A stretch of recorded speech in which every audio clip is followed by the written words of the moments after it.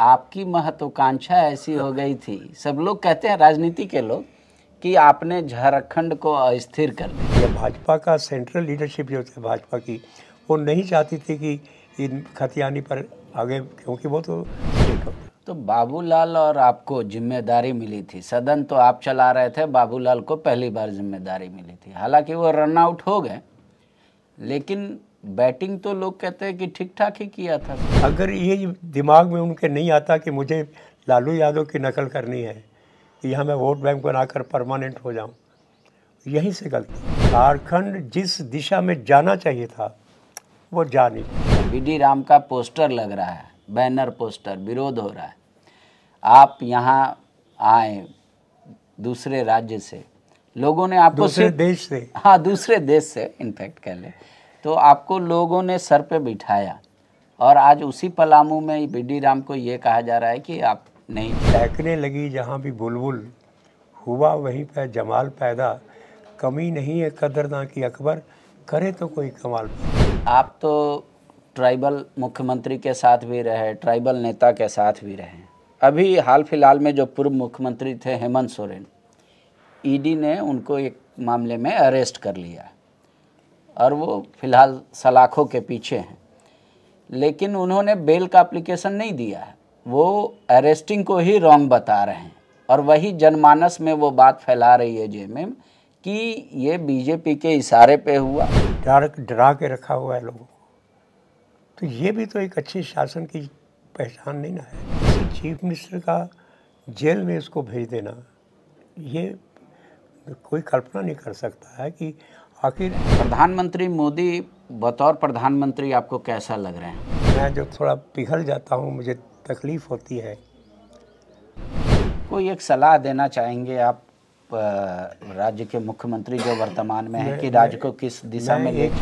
आप बालू लीजिए तो पैसा देना पड़ रहा है, आप कोई चीज़ लीजिए तो सब जगह पर घूस चल रहा है। जब तक ये बीमारी नहीं दूर होगी, राज्य आगे नहीं बढ़ेगा।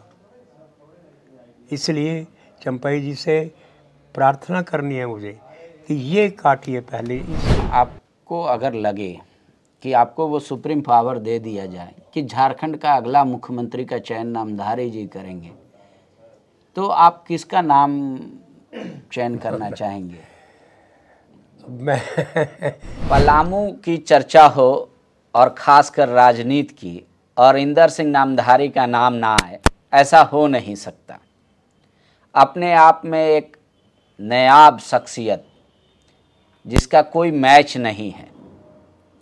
कहते हैं इन्होंने राजनीति में हर वो चीज़ देखी जिसकी लोग कल्पना करते हैं, वो हर वो बुरा सिचुएशन झेला जिसकी लोग इच्छा नहीं रखते।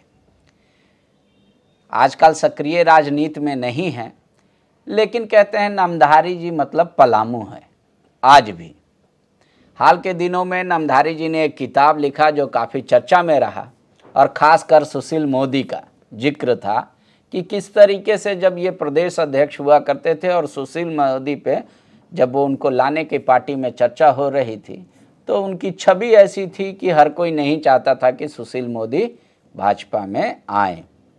नामधारी जी से आपकी मुलाकात कराते हैं।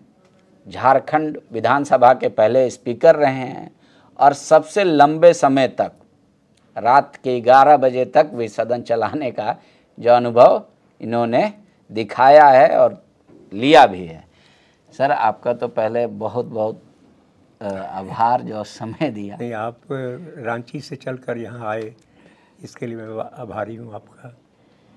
अभी जो सिचुएशन है झारखंड का, आप इसको किस रूप में देख रहे हैं? क्या ये सही ट्रैक पे हमारा झारखंड जा रहा है, या अब ट्रैक बिल्कुल ही डाइवर्ट हो गया? देखिए, आपने मेरी आत्मकथा पढ़ी होगी शायद। उसको पढ़ने के बाद आपको ये पता चलेगा कि झारखंड को अलग राज्य बनाने के लिए मैंने क्या कुर्बानी दी है। बिल्कुल। भाजपा से मेरी लड़ाई ही इसी आधार पर हुई, क्योंकि उस समय बिहार के एकीकृत बिहार के जो भाजपा के नेता थे, वो प्रदेश का बंटवारा नहीं चाहते थे। इसलिए जैसे ही मैंने और समरेश सिंह मेरे साथ थे, और हम लोगों ने ये ऐलान कर दिया कि झारखंड अलग बन के रहेगा। और संयोग से मैं 1987-88 में मोतिहारी में सर्वसम्मति से भाजपा बिहार भाजपा का अध्यक्ष मुझे चुन लिया गया। और अध्यक्ष बनने के बाद मैंने सबसे पहला काम ये किया कि मैंने शिबू सोरेन से बात की, शैलेंद्र महतो से बात की, एक और जो प्रमुख लोग थे उनसे मुलाकात की जो झारखंड बनाना चाहते थे। और मैंने उन लोगों को कहा कि अब मैं प्रदेश का अध्यक्ष बन गया हूँ भाजपा का, तो अगर हम लोग मिलकर आंदोलन करें और दक्षिण बिहार को झारखंड बना दें, क्योंकि आप चाहते हैं कि मध्य प्रदेश का भी हिस्सा आए, बंगाल का भी आए, उड़ीसा का भी आए, न नौन तेल होगा न राधा नाचेगी, इसलिए कभी नहीं आपका झारखंड बनेगा। कहते हैं कि हम लोग तो छोड़ेंगे नहीं, आपके साथ नहीं जाएंगे। अब जब उन्होंने इनकार कर दिया तो वही फिर 1988 में आगरा में बैठक थी ऑल इंडिया भाजपा की, और पूरा उसमें जो वर्किंग कमेटी थी, चूँकि अध्यक्ष होने के नाते मैं भी उसका मेंबर था, तो वहाँ पर एक प्रस्ताव पास हुआ कि अगर भाजपा कभी सत्ता में आई तो यूपी का काट कर हम लोग एक राज्य अलग बनाएंगे, उत्तराखंड, और मध्य प्रदेश का बनाएंगे छत्तीसगढ़।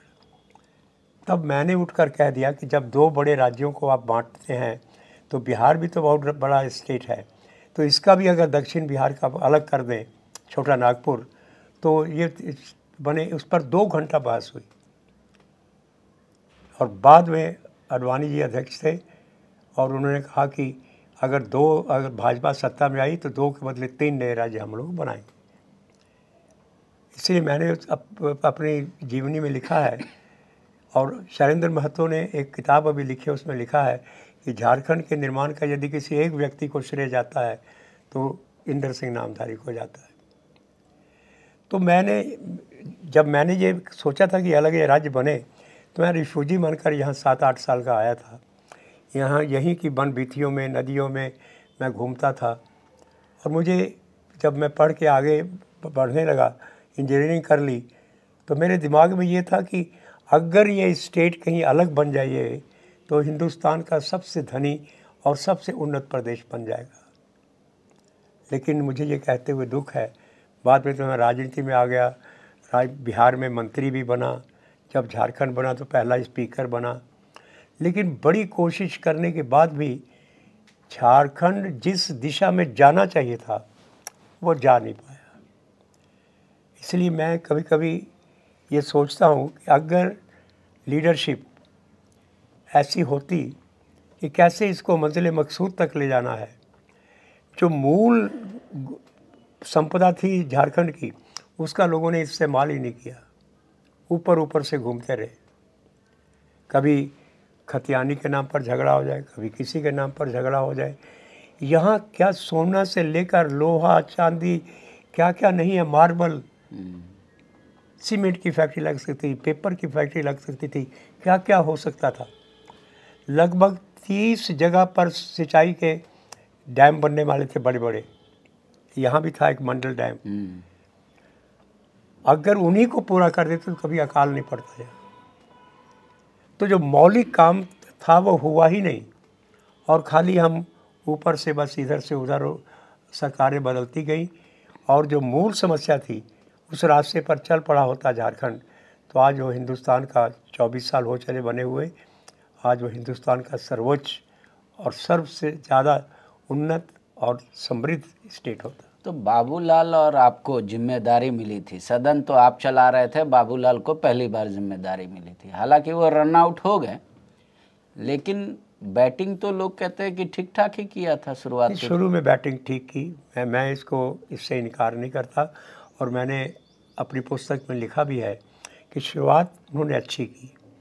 लेकिन कुछ दिनों के बाद पता नहीं उन पर क्या ये आया कि जो जैसे बिहार में लालू यादव ने अपना वोट बैंक बनाया था एक, जिसको चाहे वो कहें कि मुस्लिम और यादव का एमवाई समीकरण का, वैसे इनका भी हो कि हम भी आप अपनी गढ़ बना लें। अच्छा। इसलिए उस तरफ ध्यान ज़्यादा चला गया। अच्छा, इसीलिए उन्होंने खतियान आधारित खतियान लगाया और क्या खतियान में दंगे हो गए, एक डीएसपी मारा गया, क्या प्रमोद मिश्रा या हाँ झा। वही उसी पर मैंने लिखा है कि अगर ये दिमाग में उनके नहीं आता कि मुझे लालू यादव की नकल करनी है कि यहाँ मैं वोट बैंक बनाकर परमानेंट हो जाऊँ, यहीं से गलती हुई। और मैंने गिनाया कि क्यों ऐसी भावना आई। पुस्तक में मैंने पता पूरा आप पढ़े कि नहीं पढ़े, उसमें मैंने लिखा है कि जब ये झगड़ा चल रहा था खतियानी का और आदिवासी और नॉन आदिवासी में काफ़ी झंझट हो रहे थे, तो एक दिन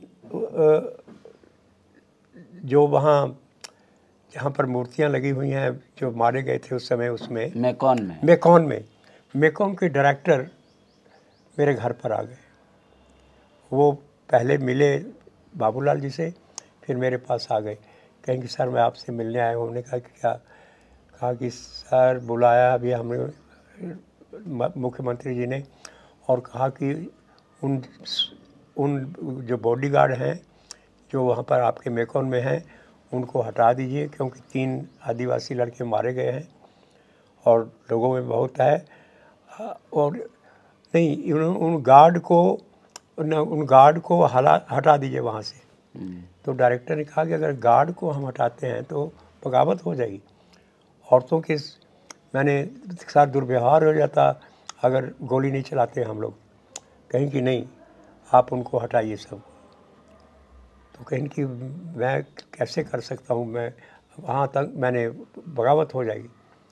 लेकिन फिर उन्होंने गुस्से में कह दिया मुख्यमंत्री ने कि तब आगे से कोई आप लॉ एंड ऑर्डर की बात कीजिएगा तो कोई स्टेट आपको, झारखंड कोई मदद नहीं करेगा। घबरा कर वो मेरे बगल में घर था वहाँ चले आए और कहा कि सर हम तो डर गए हैं, मुख्यमंत्री बहुत नाराज़ हैं।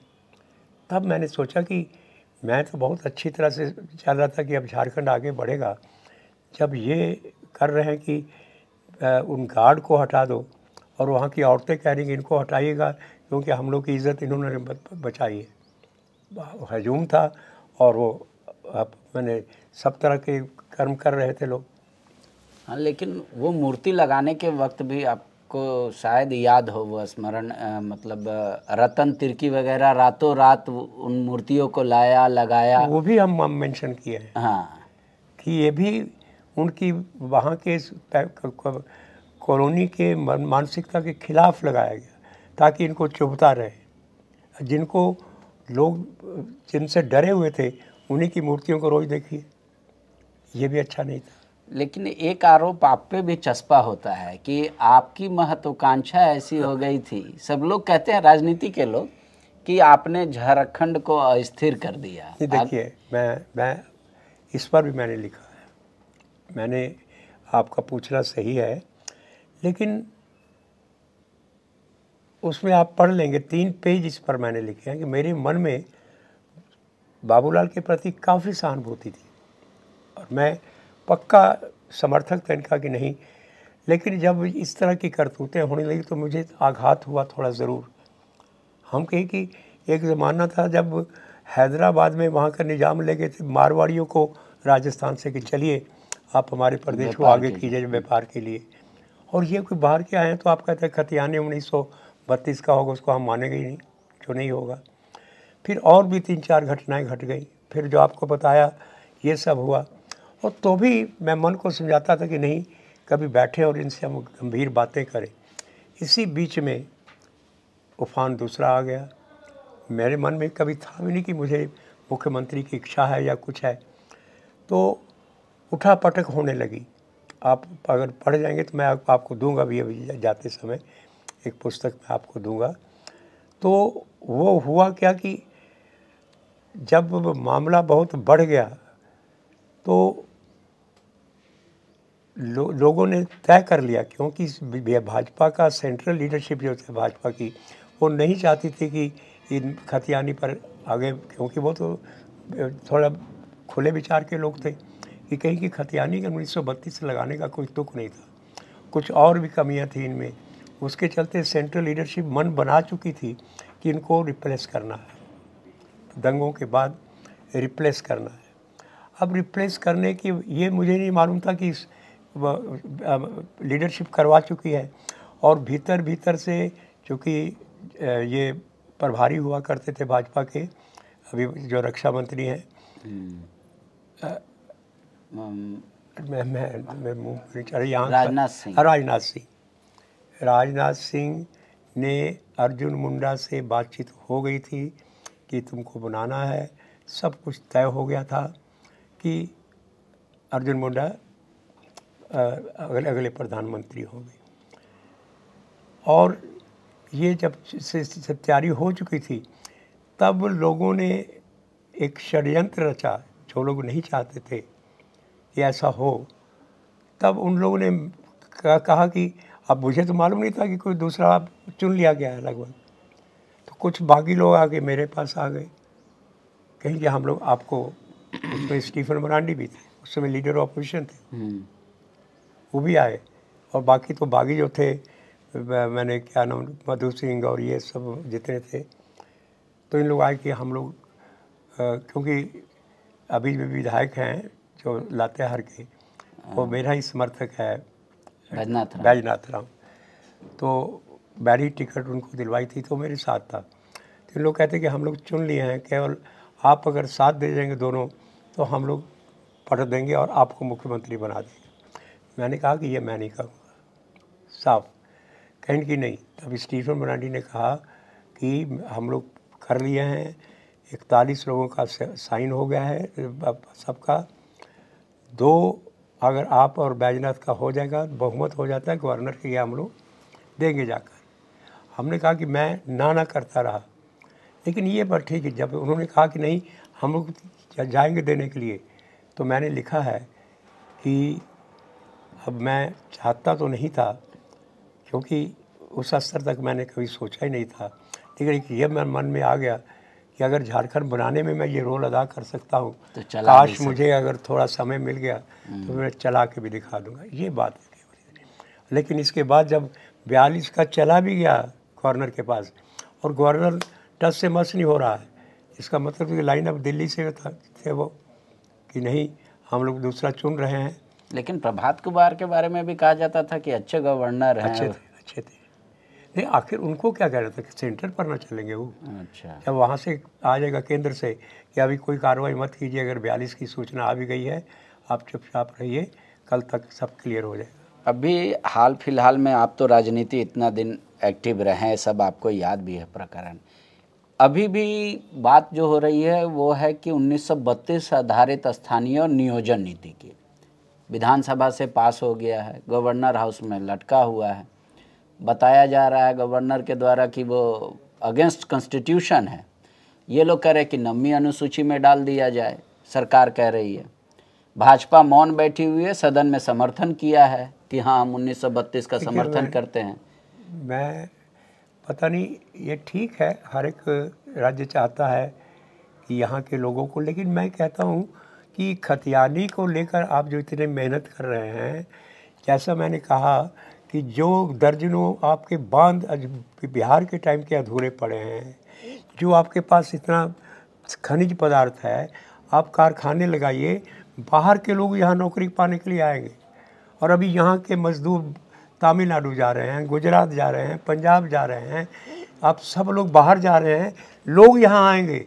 इस खाते में आप क्यों पड़े हैं कि हम 32 की खतियानी रखेंगे, क्या रखेंगे? मेरी सोच दूसरी है। हाँ, मतलब इतना समर्थवान हो जाए झारखंड के लोग यहाँ बाहर यहाँ लोग यहाँ आए, ठीक है। यहाँ के लोग जा रहे हैं कि नहीं जा रहे हैं वहाँ जहाँ से? आप तो ट्राइबल मुख्यमंत्री के साथ भी रहे, ट्राइबल नेता के साथ भी रहे। अभी हाल फिलहाल में जो पूर्व मुख्यमंत्री थे हेमंत सोरेन, ईडी ने उनको एक मामले में अरेस्ट कर लिया और वो फिलहाल सलाखों के पीछे हैं। लेकिन उन्होंने बेल का एप्लीकेशन नहीं दिया है, वो अरेस्टिंग को ही रॉन्ग बता रहे हैं।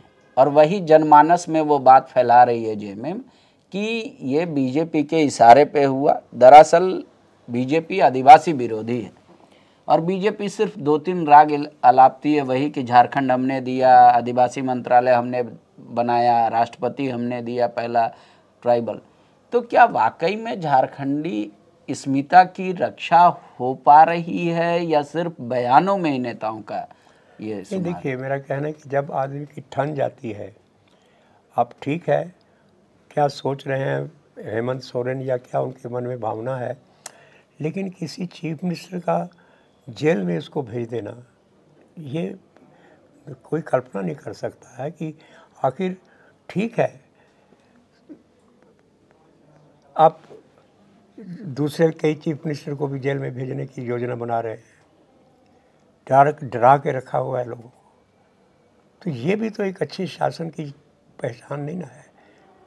बात मान ली कि अगर मान ली आखिरी ही chief minister is the head of the state, अगर कोई कारण भी है तो उस पर आदमी थोड़ा ढंग से काम करता है, उसको सीधे जेल में डाल देना ये भूतो न भविष्य थी। ये मैंने इसका लाभ तो इसकी ठेस तो पहुंचेगी सरकार को।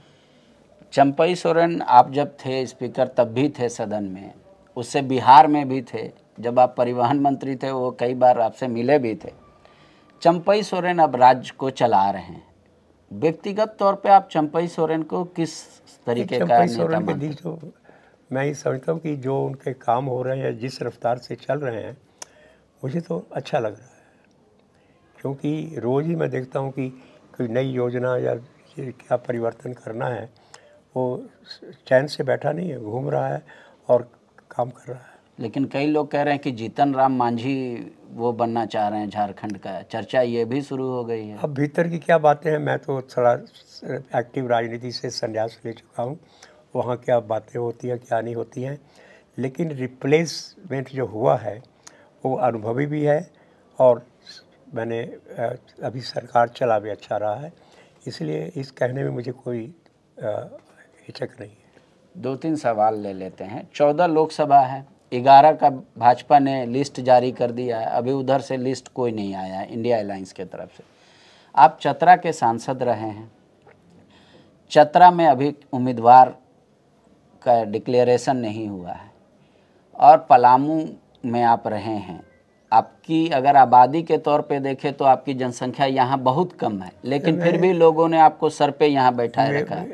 एक भी सिख वोटर नहीं था, पूरा लातेहार डाल्टनगंज तो था नहीं उसमें, डाल्टनगंज में आ जाता है, एक भी सिख वोटर नहीं था, फिर भी आप जीते। मैं जीता। और मैं जब लोकसभा में जब मैंने शपथ ली और मेरा पहला भाषण हुआ तो मैंने कहा कि उस महान जनता को आप सर नवाइए जिसको मेरा एक भी वोटर नहीं है, और वहाँ की जनता ने मुझे, निर्दलीय दल भी नहीं है मेरा, मैं निर्दलीय जीत के आया हूँ, और सारे बेंच दबा के मनमोहन सिंह से लेकर अडवाणी जी सब बीच बेंच दबाने लगे। लेकिन आपको भी तो दगा मिला था, सुषमा जी से जब आपकी बात हो गई थी कि टिकट मिलेगा चतरा से, फिर भी आपका टिकट नहीं मिला। सत्यानंद भोक्ता ने उसके लिए पूरा हंगामा खड़ा किया, बीजेपी छोड़ दिया, उन पे कार्रवाई भी हो गई। असल में अब कोई देखिए भीतर से क्या बात थी मैं नहीं कह सकता हूँ, लेकिन डिफरेंसेस तो पहले ही हो गए थे, सांसद बनने के पहले ही 2007 में ही मैंने इस्तीफा दे दिया था विधायकता से, और फिर यहाँ पर इंडिपेंडेंट में जीता। इसलिए इंडिपेंडेंट में जब मैं जीता तो अब पार्टी में जाना कोई आमंत्रित करता तो सोच भी लेते, लेकिन पहले तो कुछ टसल थी ही, तब इसलिए मैंने कहा कि अब इस बिना दल के ही चलो, निर्दलीय जीतो। और ऐसा था कि लोगों ने, क्योंकि मैं 2 बार पहले भी लड़ चुका था वहाँ से, इसलिए लोगों ने मेरा साथ दिया, और एक ऐतिहासिक, एक निर्दलीय व्यक्ति जिसका एक भी जात का वोट नहीं हो उसको जिताना, ये भारत के संविधान की विशेषता है। झारखंड में तो ऐसा एग्जाम्पल है, यहाँ निर्दलीय मुख्यमंत्री सर्वाधिक दिन तक रहे, भारत के और किसी भी राज्य में इतना लंबा तक कोई निर्दलीय मुख्यमंत्री नहीं रहा। मेरा सवाल ये है सर, चतरा में और धनबाद में एक पेच फंसा हुआ है कि राजपूत किसी एक ही जगह से मिले और बाकी दूसरे जगह से कोई और मिले। चतरा की राजनीति को आप धनबाद में भी नहीं, धनबाद में भी नहीं दिया है उन लोगों ने उम्मीदवार, ये 2 सीट बाकी है। तो चतरा की राजनीति को तो आप जानते हैं भली भांति, आपके अनुसार से क्या बेहतर हो सकता है सजेशन? मैंने कहा कि मैंने जात पात की राजनीति की नहीं, अब राजपूत सोचते हैं कि किसी राजपूत को मिले। कई दूसरे मैंने बहुतों के नाम हमको याद हैं कि जो ट्राई कर रहे हैं, 1 दर्जन से ज़्यादा हैं लोग कर रहे हैं।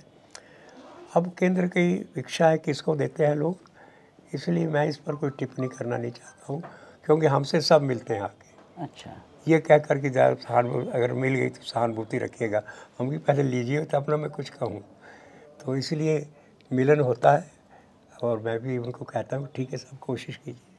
आपका पलामू में एक चर्चा है कि अब बाहरी उम्मीदवार नहीं चलेगा, बीडी राम का पोस्टर लग रहा है, बैनर पोस्टर, विरोध हो रहा है।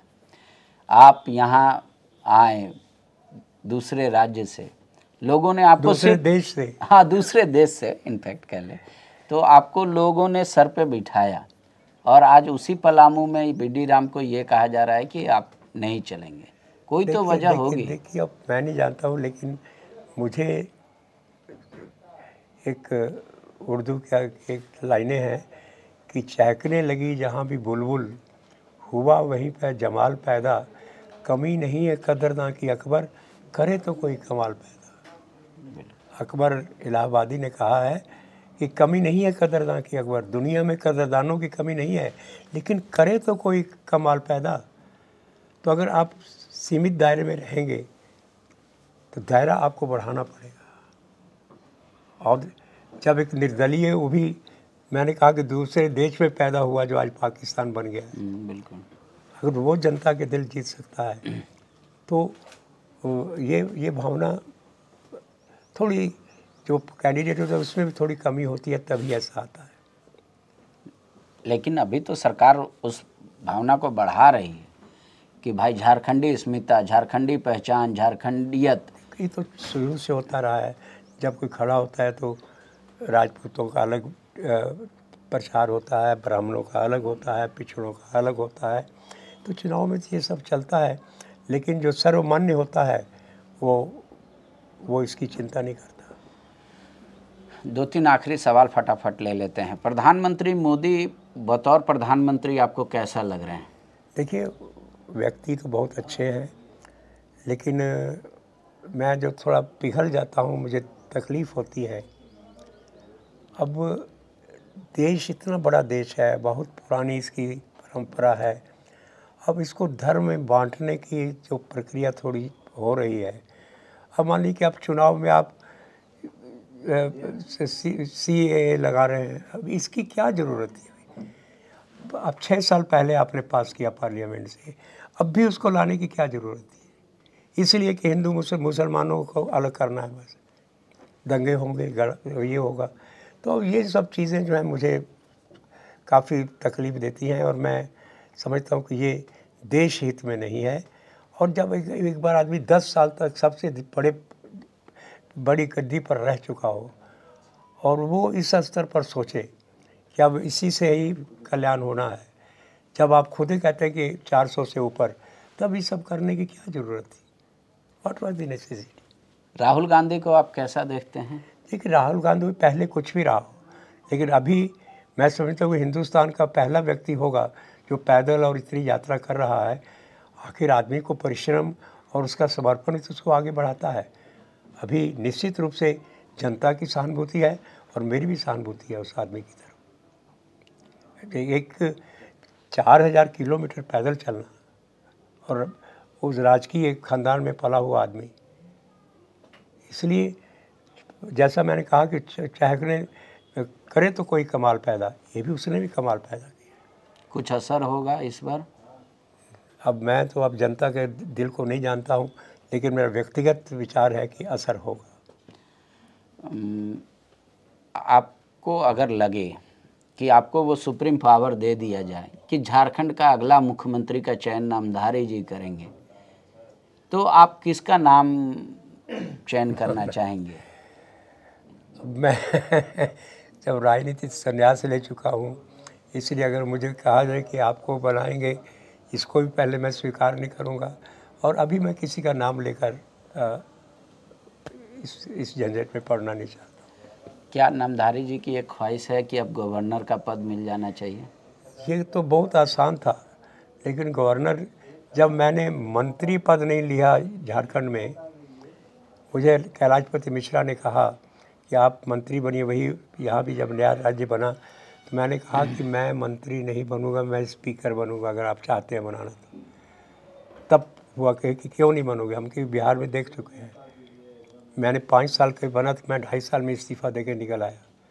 काम करने की गुंजाइश नहीं देते हैं चीफ मिनिस्टर। तो मैं टाटा से चुनाव लड़ाते हैं, हमको टाटा की समस्या को लेकर जाते हैं तो उसको गताल खाते में डाल देते हैं। क्यों रहेंगे मंत्री? मंत्री को लात मारने वाला कौन आदमी होगा? 3 बार मेरा रेजिग्नेशन फाड़ा है लालू यादव ने। कहा कि नहीं, आपको रखेंगे हम ज़रूर, आप अपने ढंग से तो चलते हैं। लेकिन हमने कहा कि जब मैं टाटा में आपने हमको ज़बरदस्ती चुनाव लड़वाया, मैं कहता था देखिए मेरा इस कर्म क्षेत्र नहीं है, कहेंगे ना सरदार जी लोग बहुत हैं यहाँ, आप जीत जाइएगा। मान गए हम। और वह भी उसका इंटरव्यू निकला है जो लड़ा था भगवान कृष्ण, क्या नाम है, भारद्वाज, नीतीश भारद्वाज। उसने कहा कि बहुत टफ फाइट थी नामधारी जी के साथ मेरी, जबकि महिलाएं पूरी भगवान समझ के वोट दे रही थी। तो मैं तो इस विचारधारा का रहा हूँ कि दिल जीतो। ये जनता का अगर बनना है तो जनता के दिल जीतो। कोई एक सलाह देना चाहेंगे आप राज्य के मुख्यमंत्री जो वर्तमान में है कि राज्य को किस दिशा में ले चले? एक ही सलाह देना चाहता हूँ कि कोई भी भेदभाव छोड़ के, सबसे पहले जो कमी आई है झारखंड में रिश्वतखोरी की, द ग्रेटेस्ट डिजीज़। क्या आप बालू लीजिए तो पैसा देना पड़ रहा है, आप कोई चीज़ लीजिए तो सब जगह पर घूस चल रहा है।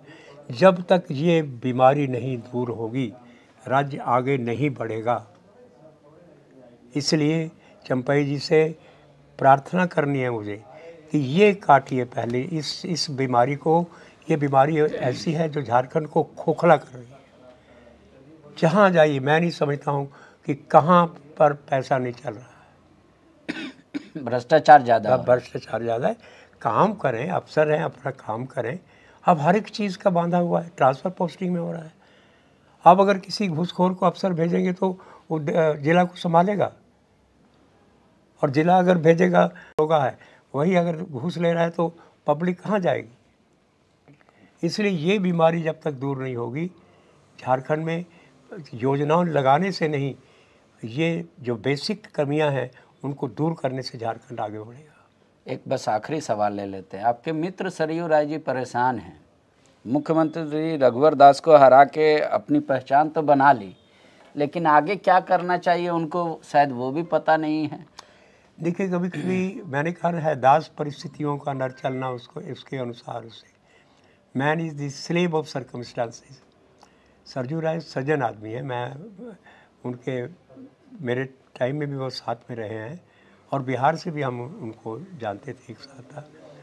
सज्जन आदमी है, लेकिन अब बात है कि जो परिस्थितियां हैं, अब उनके साथ कभी या तो इनको मान्यता दे दे बीजेपी, अब बीच में त्रिशंकु की तरह लटके हुए हैं, इसलिए उनकी कुछ मजबूरी भी है। शुक्रिया सर, इतना समय देने के लिए, इन मुद्दों पर अपनी राय रखने के लिए। तो चंपई जी, नामधारी जी का एक सलाह है आपको कि भ्रष्टाचार पे अगर आप लगाम लगा लेंगे, ये सबसे बड़ी बीमारी है झारखंड की, और कह रहे हैं बांटने की राजनीति ना हो, जोड़ने की राजनीति हो। झारखंड को ऐसा बनाइए कि दूसरे राज्य से लोग आकर काम करें, यहाँ लोग मालिक बनकर रहें, ज़रूरत ही ना पड़े काम की। शुक्रिया।